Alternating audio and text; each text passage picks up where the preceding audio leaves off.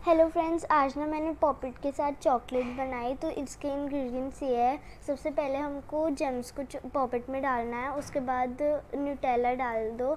उसके बाद ना पैकेट में इसको बहुत इजी हो रहा था पैकेट में करने को। अगर आपके पास न्यूटेला नहीं है तो आप डेयरी मिल्क को मेल्ट करके भी कर सकते हो। सारा कवर करना है और मैंने अब यहाँ पर कर दिया है। और उसके बाद 6 आवर्स के लिए इसको फ्रीज़ करना है। और ये फ्रीज़ हो गया, मैंने इसको निकाल दिया है।